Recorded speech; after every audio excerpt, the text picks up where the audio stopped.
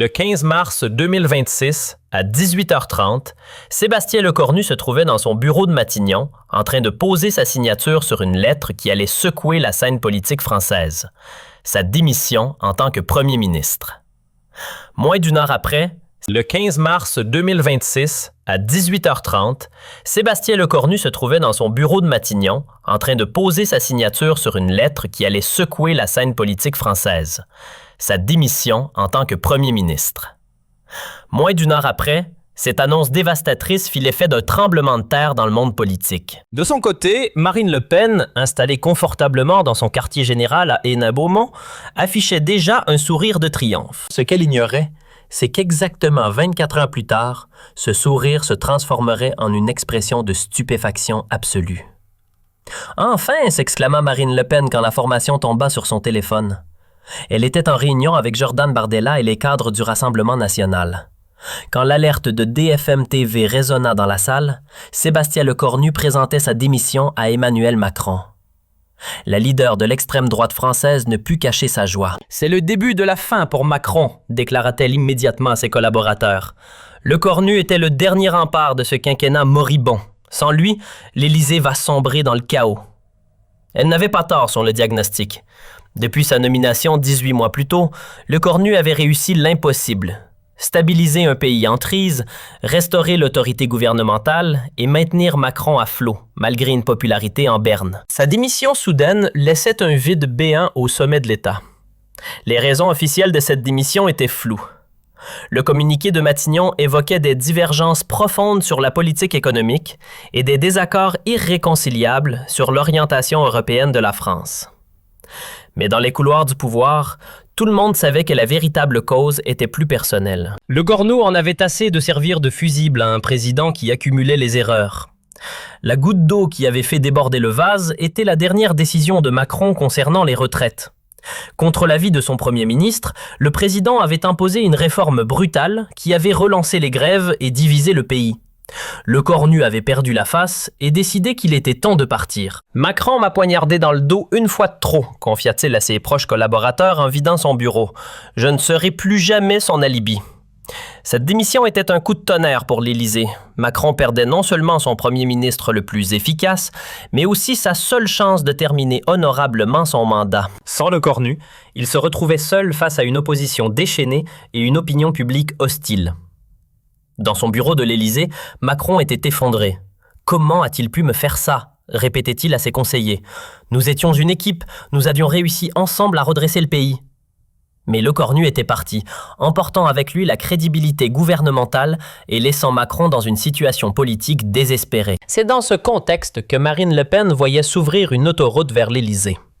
Elle convoqua immédiatement une conférence de presse pour 20 heures afin d'enfoncer le clou pendant que le fer était chaud.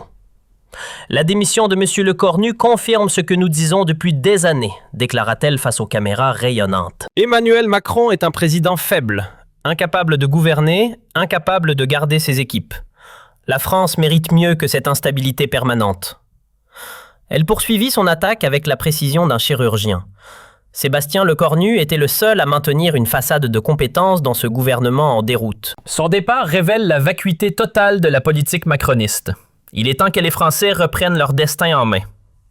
L'effet médiatique était immédiat. Tous les plateaux télé invitaient Marine Le Pen pour commenter cette crise majeure du quinquennat. Elle enchaînait les interviews, savourant chaque minute de cette victoire politique qu'elle attendait depuis des années. « C'est notre moment », disait-elle à Jordan Bardella entre deux plateaux. « Macron est fini et nous allons pouvoir proposer notre alternative à la France. » Les sondages du lendemain lui donnaient déjà raison. L'intention de vote pour le Rassemblement national bondissait de 3 points, tandis que celle d'Emmanuel Macron s'effondrait. La démission de Lecornu apparaissait comme le signal d'un naufrage présidentiel. Sur les réseaux sociaux, les militants du Rassemblement national jubilaient, les hashtags Jean Macron fini et Jean Lecornu démission étaient en trending topic. Marine Le Pen retweetait avec délectation tous les commentaires favorables, construisant méthodiquement sa campagne sur les décombres du macronisme. Enfin, les Français vont pouvoir choisir entre le chaos macroniste et l'ordre républicain que nous représentons, tweetait-elle, obtenant des milliers de retweets en quelques minutes. Pendant ce temps, dans les couloirs de l'Assemblée nationale, l'opposition de gauche ne savait pas trop comment réagir. Jean-Luc Mélenchon se réjouissait aussi de la chute de Lecornu, mais il voyait d'un mauvais œil la récupération politique de Marine Le Pen. « Attention !» prévenait-il à ses députés. « La démission de Lecornu, c'est aussi une opportunité pour l'extrême droite.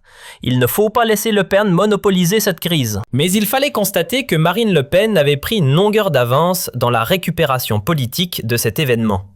Elle était partout, donnait le ton, imposait sa lecture des événements. Pour la première fois depuis longtemps, elle apparaissait comme la vraie alternative à Macron. À l'Élysée, c'était la panique totale. Les conseillers de Macron se succédaient dans le bureau présidentiel pour tenter de limiter les dégâts. Mais sans premier ministre, le pouvoir exécutif était paralysé. Il faut nommer quelqu'un immédiatement, pressa Alexis Collet. Chaque heure qui passe renforce Le Pen. Mais qui? Répondait Macron désemparé. Lecornu était irremplaçable. Personne n'a sa stature, son expérience, sa crédibilité. C'était effectivement le problème.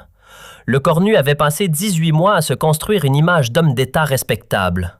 Au-dessus des partis, sa démission laissait un vide que personne ne semblait pouvoir combler immédiatement. Les noms circulaient. Bruno Le Maire, Gérald Darmanin, Élisabeth Borne, mais aucun ne faisait l'unanimité. Aucun n'avait l'autorité nécessaire pour succéder à Lecornu. Macron était face à un casse-tête impossible. Le soir de la démission, Marine Le Pen s'endormit avec le sentiment d'avoir remporté une victoire décisive. Pour la première fois depuis 2017, elle se voyait réellement gagner la prochaine présidentielle. Lecornu avait été son principal obstacle, l'homme qui empêchait l'effondrement total du macronisme. Avec son départ, la voie était libre. « Demain, nous allons annoncer notre programme de gouvernement, » dit-elle à son entourage. « Il faut montrer que nous sommes prêts à diriger la France. » Mais ce qu'elle ignorait, c'est que dans le même temps, Lecornu menait des discussions secrètes avec plusieurs personnalités politiques. Sa démission n'était peut-être pas aussi définitive qu'il paraissait. Le lendemain matin, 16 mars, Marine Le Pen se réveillait confiante. Elle avait prévu une journée chargée. Petit déjeuner avec la presse, réunion avec les députés du Rassemblement national, puis grand meeting à Marseille pour lancer la reconquête de la France. Vers 10 heures, elle donnait une interview à RTL où elle enfonçait le clou. La démission de Lecornu prouve que même les hommes les plus compétents ne peuvent rien faire avec Macron. Il est temps de tourner la page de ce quinquennat catastrophique. L'animateur lui demandait si elle était prête à gouverner. « Bien sûr, » répondait-elle avec assurance. « Nous avons les équipes, nous avons le programme, nous avons la légitimité. Les Français n'attendent que nous. » C'est à ce moment-là que son téléphone vibra. Un message de Jordan Bardella allume BFM. Urgent. Marine Le Pen demanda à son attaché de presse d'allumer la télévision dans le studio R. Ce qu'elle vit la figea d'horreur. Un bandeau d'informations en continu annonçait « Sébastien Lecornu de retour à Matignon ». Le premier ministre retire sa démission. « C'est impossible !» balbutia-t-elle, perdant momentanément sa contenance à l'antenne. L'animateur, lui aussi surpris, tentait de comprendre. « Madame Le Pen, que pensez-vous de cette information ?» Lecornu était de retour, plus fort que jamais, ayant démontré à tous qu'il était irremplaçable. Ce qui s'était passé dans ces 24 heures cruciales était digne d'un thriller politique. Dès l'annonce de sa démission, Lecornu avait reçu des centaines d'appels de Macron, mais aussi de tous les secteurs de la société française. Patrons, syndicalistes, intellectuels, artistes, sportifs. « Ne partez pas, » suppliaient les leaders de la CFDT. « Vous êtes le seul à maintenir le dialogue social. La France a besoin de vous, » insistait le patron du MEDEF. Même des personnalités de l'opposition modérée plaidaient. « Votre départ profiterait aux extrêmes, » lui disait François Hollande. Mais ce qui avait vraiment fait basculer Lecornu, c'était l'appel de sa propre fille, étudiante en sciences politiques. « Papa, tu ne peux pas laisser Marine Le Pen gagner à cause de ton orgueil. » Cette phrase l'avait touché. Lecornu réalisait que sa démission, motivée par des raisons personnelles légitimes, pouvait avoir des conséquences dramatiques pour la démocratie française. Dans le même temps, les 24 heures sans premier ministre avaient révélé l'ampleur du chaos qui menaçait. Les marchés financiers s'étaient effondrés, l'euro avait chuté et, surtout, Marine Le Pen avait montré qu'elle était prête à surfer sur la crise pour accéder au pouvoir. « Je ne peux pas être responsable de ça », s'était dit Lecornu, en voyant les images de Marine Le Pen triomphantes sur tous les plateaux télé. Parallèlement, Macron avait passé la nuit à tenter de le convaincre, non pas en tant que président élu, mais en homme brisé, reconnaissant ses erreurs. Sébastien, j'ai été stupide sur les retraites, lui avait avoué Macron lors d'un appel à 3 heures du matin. Vous aviez raison, j'aurais dû vous écouter. Donnez-moi une dernière chance de réparer mes erreurs. Cette humilité présidentielle, inédite dans les rapports entre les deux hommes, avait fait vaciller Lecornu. Pour la première fois, Macron reconnaissait ses torts et acceptait de lui donner une vraie autorité gouvernementale. « Si je reviens, » avait négocié Lecornu, « c'est moi qui décide de la politique économique et sociale. Vous vous contentez du régalier et de l'international. » Accordé, avait immédiatement accepté Macron, prêt à tout pour sauver son quinquennat. C'est ainsi qu'à 18h30, exactement 24 heures après sa démission, Lecornu signait sa lettre de retrait de démission et reprenait ses fonctions à Matignon. L'effet sur Marine Le Pen fut dévastateur. Non seulement elle perdait l'opportunité de sa vie, mais en plus elle apparaissait comme celle qui s'était réjouie trop vite d'un chaos qui n'avait finalement pas eu lieu. « C'était un coup monté », rageait-elle en privé. Lecornu et Macron ont orchestré cette mascarade pour nous ridiculiser. Mais personne ne croyait à cette théorie du complot. La détresse de Macron pendant ces 24 heures avait été trop visible, trop authentique, et le retour de Lecornu expliquait simplement par le sens des responsabilités d'un homme d'État face à la menace extrémiste. Sur les plateaux télé du soir, Marine Le Pen tentait de limiter les dégâts. Le retour de Lecornu ne change rien au fond du problème. Macron reste un président faible et incapable. Mais son argumentaire sonnait creux. En 24 heures, elle était passée du statut de future présidente à celui de politicienne ayant vendu la peau de l'ours avant de l'avoir tué. Les sondages du lendemain confirmaient son naufrage. Le Rassemblement national perdait 4 points, effaçant tous les gains de la veille et même davantage. Les Français avaient vu Marine Le Pen se réjouir de la crise et cela ne leur avait pas plu. Elle a montré son vrai visage, comme l'a indiqué un sondeur, celui d'une politicienne prête à profiter du malheur du pays pour accéder au pouvoir. Le retour de Lecornu était perçu, lui, comme un geste de patriotisme et de maturité politique. Sa cote de popularité explosait. 100% d'opinion favorable, du jamais vu pour un premier ministre. Lecornu incarne la responsabilité face au populisme, analysait un éditorialiste du Monde. Son retour sauve la démocratie française. Dans les jours qui suivirent, Marine Le Pen tentait de se rattraper en attaquant sur d'autres sujets, mais le mal était fait. Son moment de triomphe prématuré était devenu un moment d'humiliation politique. Elle a cru que c'était gagné. Elle se moquait même de ses propres alliés européens. Matteo Salvini, lui, faisait remarquer en privé « Marine, il ne faut jamais crier victoire avant la fin du match. » 3 semaines plus tard, lors d'un sondage présidentiel, Marine Le Pen stagnait, tandis que Lecornu lui apparaissait désormais comme un candidat crédible pour 2027. Ces 24 heures de démission avaient paradoxalement renforcé sa stature d'homme d'État indispensable. « J'ai appris une leçon », confiait Lecornu à ses proches. « Parfois, il faut partir pour mieux revenir. Et surtout, il ne faut jamais sous-estimer l'instinct de survie démocratique des Français. » Marine Le Pen, elle, avait appris une leçon plus amère. En politique, rien n'est jamais gagné tant que ce n'est pas officiel. Et surtout, se réjouir du malheur des autres peut se retourner contre soi. Les 24 heures les plus courtes de l'histoire politique française avaient redistribué toutes les cartes. Lecornu était devenu plus indispensable que jamais. Macron avait appris l'humilité et Marine Le Pen avait découvert que l'arrogance politique se payait parfois très cher. Cette séquence resterait dans les annales comme l'exemple parfait de ce qu'il ne faut jamais faire en politique. Compter ses victoires avant qu'elles soient acquises. Marine Le Pen l'avait appris à ses dépens face à un Lecornu qui maîtrisait décidément l'art du timing politique mieux que quiconque. Mais l'histoire ne s'arrêtait pas là. Les conséquences de ces 24 ans dramatiques allaient se faire sentir pendant des mois dans la politique française. Marine Le Pen, humiliée par ce retournement spectaculaire, décida de prendre sa revanche par tous les moyens. Dès le lendemain du retour de Lecornu, elle convoqua une réunion d'urgence au siège du Rassemblement national. « Nous ne pouvons pas laisser passer ça », martèle-t-elle devant ses lieutenants. « Lecornu nous a ridiculisés, mais nous allons montrer que son retour ne changera rien au problème de Jordan Bardella. » Encore sous le choc de ce retournement, tentait de relativiser Marine. « Peut-être que nous avons été trop vite en besogne. L'important, c'est de rester crédible, » explosa Le Pen. « Nous étions crédibles hier soir quand tout le monde nous voyait déjà gouverner. C'est Lecornu qui n'est pas crédible avec ses allers-retours de premier ministre. » En l'espace de 24 heures, elle était passée de l'extase de la victoire annoncée à l'humiliation de la défaite. Pire encore, les réseaux sociaux se déchaînaient contre elle, la traitant de hyène politique et de vautour qui attend que la France aille mal. « C'est injuste », se plaignait-elle à ses conseillers. « Nous ne faisons que notre travail d'opposition. Si le Cornu démissionne, nous avons le droit de le critiquer. » Mais l'opinion publique ne l'entendait pas de cette oreille.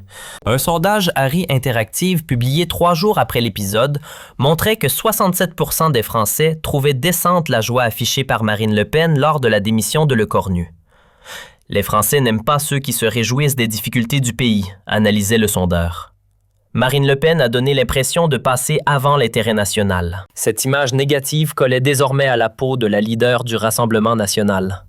Ses conseillers en communication tentaient de limiter les dégâts en organisant des déplacements positifs, visites d'hôpitaux, rencontres avec des agriculteurs, participation à des événements caritatifs, mais rien n'y faisait. Elle a perdu sa crédibilité d'alternative sérieuse, constatait amèrement un cadre du Rassemblement national. Les gens se souviennent de son sourire quand Le Cornu est parti. Pendant ce temps, Le Cornu consolidait sa position. Son retour à Matignon était perçu comme un acte de patriotisme qui lui valait un respect transpartisan. Même certains opposants de gauche reconnaissaient ses qualités. Le Cornu a montré qu'il était un homme d'État, déclarait François Ruffin. Pourtant critique habituel du gouvernement, il a su dépasser ses considérations personnelles pour servir l'intérêt général. Cette reconnaissance de la gauche achevait de déstabiliser Marine Le Pen. Comment attaquer un premier ministre que même l'extrême gauche respectait? Ses arguments traditionnels perdaient de leur force face à un adversaire doté de cette nouvelle légitimité. C'est un coup de génie politique, admettait en privé un stratège du Rassemblement national. En démissionnant puis en revenant, Le Cornu s'est transformé en héros national. Nous ne pouvons plus l'attaquer frontalement. L'entourage de Marine Le Pen cherchait désespérément une parade. Certains suggéraient d'attaquer Macron plutôt que Le Cornu. D'autres proposaient de changer complètement de stratégie en se concentrant sur les sujets régaliens. « Il faut qu'on trouve un angle d'attaque », insistait Louis Alliot, maire de Perpignan et compagnon de Marine, « sinon nous allons être marginalisés jusqu'en demi. » Mais Marine Le Pen restait obsédée par Le Cornu. « C'est lui l'obstacle principal », répétait-elle. « Tant qu'il sera là, nous ne pourrons pas percer. » Cette fixation sur le premier ministre commençait à inquiéter ses propres proches. « Marine devient paranoïaque », confiait un député du Rassemblement national à un journaliste. Elle voit Le Cornu partout. Elle ne parle plus que de lui. De fait, Marine Le Pen multipliait les attaques personnelles contre le premier ministre, tentant de trouver la faille qui lui permettrait de reprendre l'initiative. Elle critiquait ses décisions, ses voyages, ses prises de position, parfois de manière contradictoire. Elle s'épuise dans une guerre personnelle, observait un politologue. Au lieu de proposer une alternative, elle se contente de dénigrer Le Cornu. Cette stratégie s'avérait contre-productive. Plus Marine Le Pen attaquait Le Cornu, plus celui-ci apparaissait comme une victime du sectarisme politique. Ses sondages continuaient de grimper, tandis que ceux du Rassemblement national stagnent. Marine a perdu son instinct politique, s'inquiétait Gilbert Collard, ancien allié devenu critique. Elle ne comprend pas que ces attaques renforcent Le Cornu. La situation devint encore plus embarrassante lors du déplacement de Marine Le Pen en Normandie 3 semaines après l'épisode de la démission. Interrogée par un journaliste local sur ses déclarations de joie, elle tenta de se justifier maladroitement. « J'étais contente que les masques tombent », déclara-t-elle. « Le Cornu avait montré que Macron était ingouvernable. »« Mais vous avez dit « enfin » quand vous avez appris sa démission », insistant le journaliste. « J'ai dit « enfin » parce que je pensais que les Français allaient enfin comprendre », se défendit-elle piteusement. Cette explication laborieuse fut largement moquée sur les réseaux sociaux. Les internautes créèrent le hashtag #EnfinMarine pour se moquer de ses tentatives de justification posthume. Elle s'enfonce, constatait un chroniqueur politique.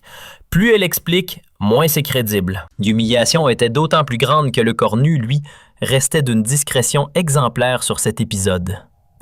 Interrogé sur les réactions de Marine Le Pen à sa démission, il se contentait de réponses diplomatiques. « Je ne commande pas les déclarations d'opposition », disait-il simplement. « Mon travail, c'est de gouverner pour tous les Français. » Cette élégance contrastait avec l'acharnement de Marine Le Pen et renforçait encore l'image positive du premier ministre. « Le Cornu a de la classe, Le Pen a de la hargne », résumait un éditorialiste. La frustration de Marine Le Pen atteignait son paroxysme lors du débat budgétaire à l'Assemblée nationale face à Lecornu qui présentait le projet de loi de finances. Elle tenta une attaque frontale sur sa comédie de démission. « Monsieur le Premier ministre, lança-t-elle, vous nous avez fait une belle mise en scène avec votre démission bidon. Était-ce pour faire du chantage au président? » Lecornu resta imperturbable. « Madame Le Pen, je comprends votre amertume. Vous pensiez pouvoir profiter d'une crise et vous avez été déçu. Mais heureusement, la France a d'autres priorités que vos calculs politiques. » La réplique fit mouche. L'hémicycle éclata en applaudissements, y compris sur certains bancs de l'opposition modérée. Marine Le Pen, rouge de colère, ne sut que répondre. Elle s'est fait atomiser, commenta un député des Républicains. Lecornu l'a remise à sa place avec élégance. Cette séquence diffusée en boucle sur les chaînes d'information acheva de ternir l'image de Marine Le Pen. Elle apparaissait comme une politicienne aigrie, incapable d'encaisser une défaite. Dans les sondages qui suivirent, l'écart se creusait encore. Lecornu atteignait 74 % d'opinion favorable, un record pour un premier ministre en exercice. Marine Le Pen, elle, tombait à 32 %, son plus bas niveau depuis 2000. C'est une catastrophe, admit Jordan Bardella lors d'une réunion interne. Notre stratégie anti-Lecornu ne fonctionne pas. Il faut changer d'approche. Mais Marine Le Pen s'entêtait. Non, martelait-elle, Lecornu finira par tomber. Il suffit d'attendre la prochaine crise. Cette obstination inquiétait ses proches. Marine est devenue obsessionnelle, confiait un cadre historique du parti. Elle ne voit plus la réalité. En face, la réalité, c'était que Lecornu avait réussi un coup de maître politique. En démissionnant puis en revenant, il avait non seulement humilié Marine Le Pen, mais aussi démontré son caractère indispensable. Il était devenu l'homme providentiel que les Français appelaient de leur vœu. Lecornu incarne tout ce que Marine Le Pen n'est pas, analysait un sociologue politique.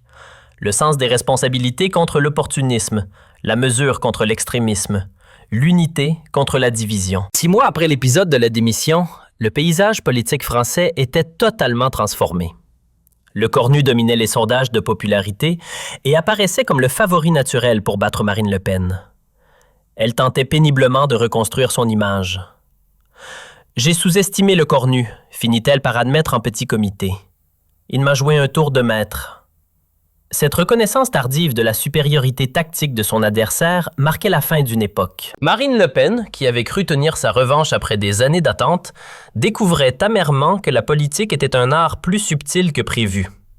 Elle apprit à ses dépens qu'en politique, l'arrogance se paye toujours, conclut un historien spécialiste de l'extrême droite. Lecornu lui donna une leçon magistrale de patience et de timing. L'histoire de ces 24 heures resterait longtemps dans les mémoires comme l'exemple parfait d'un retournement politique spectaculaire. Marine Le Pen y avait perdu bien plus qu'une bataille. Elle y avait perdu sa crédibilité d'alternative gouvernementale.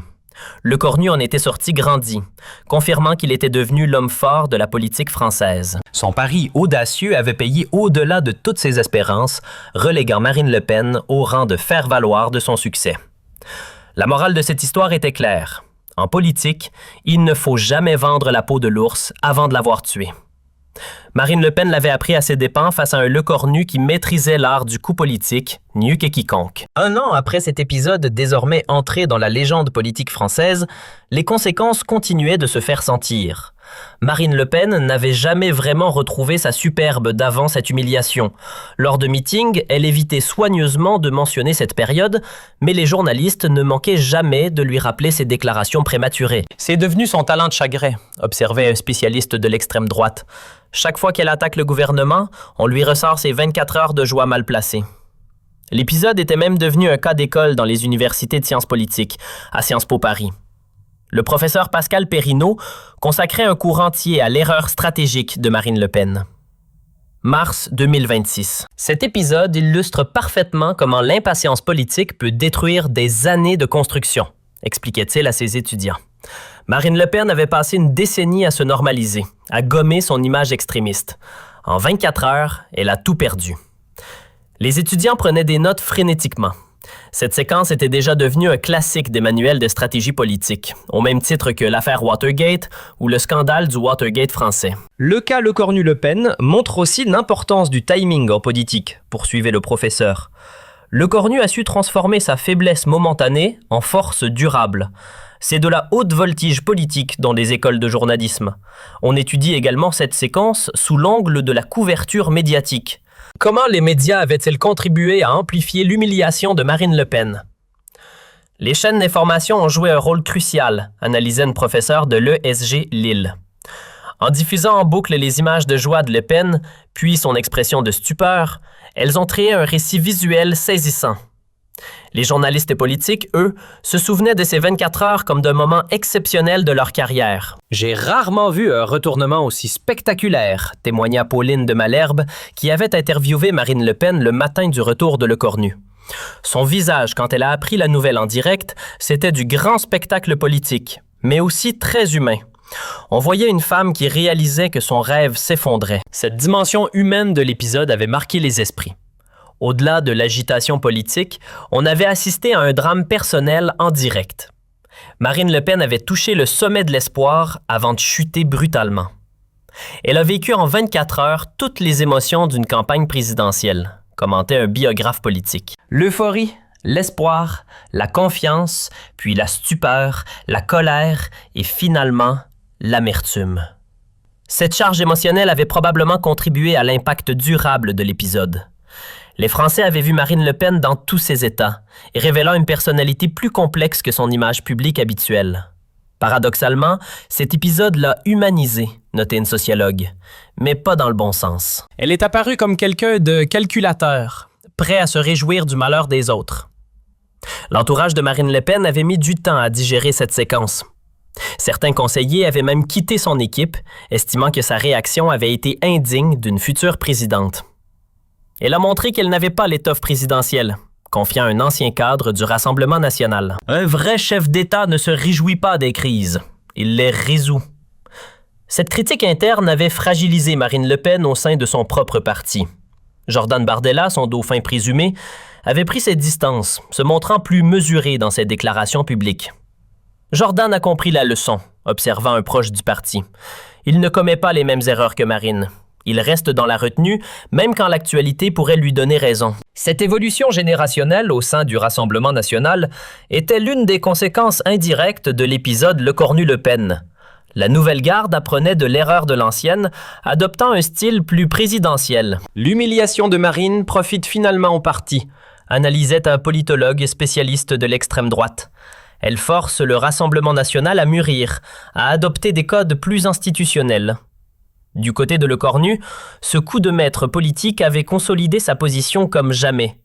Un an après, il était devenu l'homme politique le plus respecté de France, toutes tendances confondues. Lecornu avait gagné en stature, reconnaissait même Jean-Luc Mélenchon, pourtant opposant farouche au gouvernement. Il a montré qu'il savait prendre des décisions difficiles pour l'intérêt général. Cette reconnaissance de la gauche radicale était révélatrice. Lecornu avait réussi à transcender les clivages partisans, devenant une figure consensuelle rare dans le paysage politique français. Il incarne une certaine idée de l'homme d'État, expliquait François Baot. Au-dessus des partis, soucieux de l'intérêt national. C'est ce que cherchent les Français. Les sondages confirment cette popularité exceptionnelle. Lecornu dominait tous les tests électoraux pour 2027, devançant largement tous ses concurrents potentiels, y compris Marine Le Pen, qui stagnait dans les sondages. Son avance semble insurmontable, admit un stratège de l'opposition. L'épisode de mars 2026 l'a transformé en homme providentiel.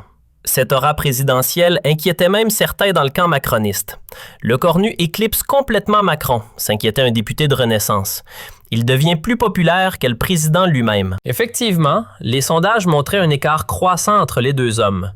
Macron stagnait autour de 35% d'opinion favorable, tandis que Lecornu cumulait à ce jour un écart de 41 points entre un président et son premier ministre. Du jamais vu sous la Ve République.